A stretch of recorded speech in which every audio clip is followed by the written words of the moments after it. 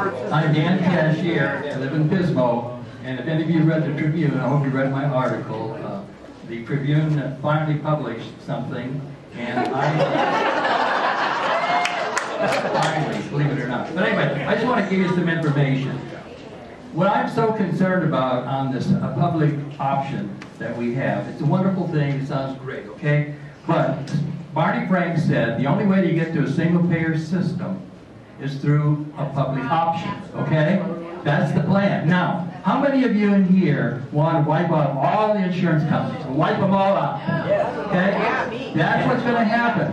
That we will be responsible as American citizens to be self-insuring over 307 million people, and if you put the illegal aliens in there, that's another 17,000.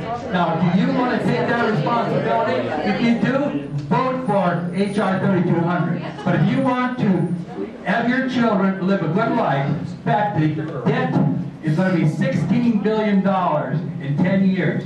5.2, trillion, 16 trillion. The interest alone that our children have to pay is $5.2 trillion. Our Congress people are out of control. This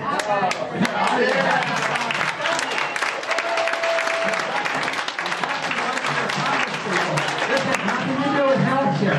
They are putting us in bankruptcy. If anyone went to the bank in the condition that the government is today, where they're insolvent, how would anybody give them the trust to handle something like a healthcare system of 302 million people? So write your congressman and tell them to stop spending, please.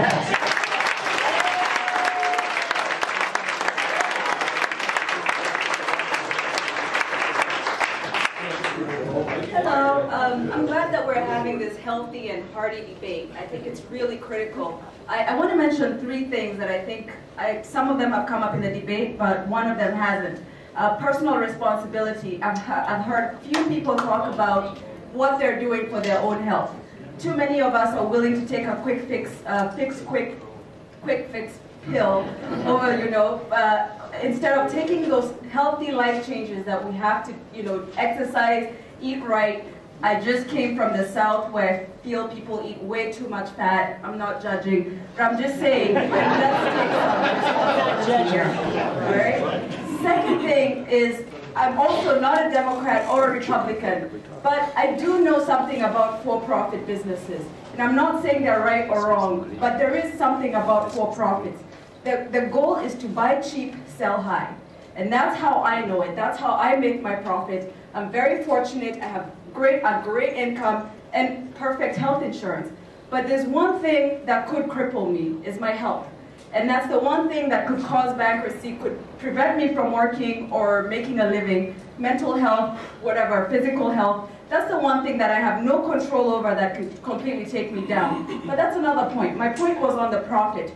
I feel that for-profit companies are simply supposed to do that. They're supposed to make profit. And it's good because sometimes it helps us run efficiently, but on the other hand, how can we put a price on health? And I totally agree with her when she said, we cannot exercise our liberties if we don't have life. And that's the one thing that I think can cripple each and every one of us, our children and the people in this room. If you're lucky that you don't have that problem, good for you. But it doesn't mean it can't happen. And she said that too. The third thing I wanted to say was responding to Chris's point regarding every company moving to a cheaper healthcare plan. I think that's not true. That's assuming that every corporation out there will run to the cheapest plan as soon as possible. That everyone in this room is on the cheapest plan. And that is not true. It's not true. Several companies offer higher benefits as an incentive to keep top talent. I mean, I don't know which world we're all living in, but that's something that I see. So, just a point to think about.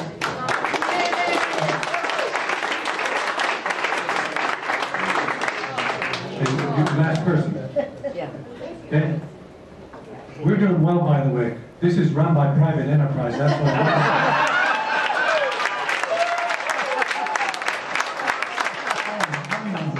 I'm Frank Andrews. I live in Rio Grande. I'm going to hang out in the country.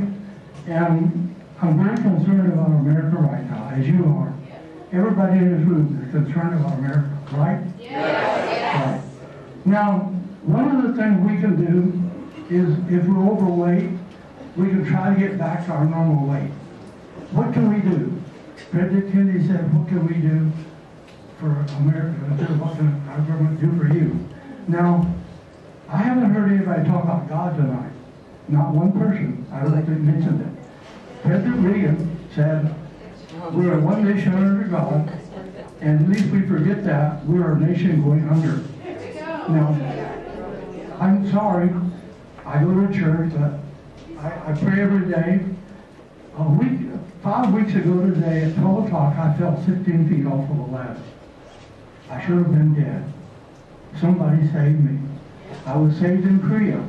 We lost Uvalde. Everybody was killed, but about 20 guys with the captain, and the sergeant came and got me and said, go down the road. If you're not there in 15 minutes, we'll leave you. Got back to Rio, I was there. I read later that the soldier was 3 foot deep dead in the trenches. I went back to pork chop and we lost it. Same thing. So I believe that we can have anything we want if we're willing to work for it. That's what I was taught when I was a little boy. And I believe America is the greatest country in the world. We have given more to everybody. Germany, East Germany was taken by Russia, and we saved West Germany. Every 3 or 4 minutes, we flew a plane load of coal or whatever they needed into there and saved them. We've done this time and time again. We must remember, we're Americans. We're the greatest country in the world.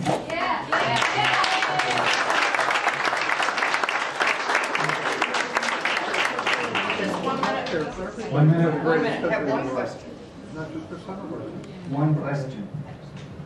Instead of going whole hog trying to take over a whole business thing that government doesn't do very well anyway, why couldn't they start out in small increments and try regulating the insurance business? See, they used to regulate the airline business, and airlines did all right. Prices were sensible and all that good stuff. They could do the same thing with the insurance business. They could require selling over state lines. They could require or eliminate the pre-existing condition things. And if it doesn't work, okay, then they can try something else. But why start out huge when they don't know what they're doing?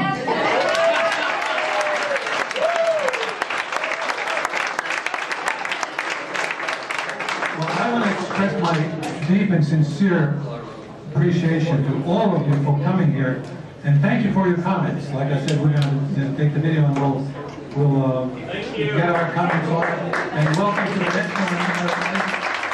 We're giving your questionnaires because we want your answers as well. We are interested in what you say.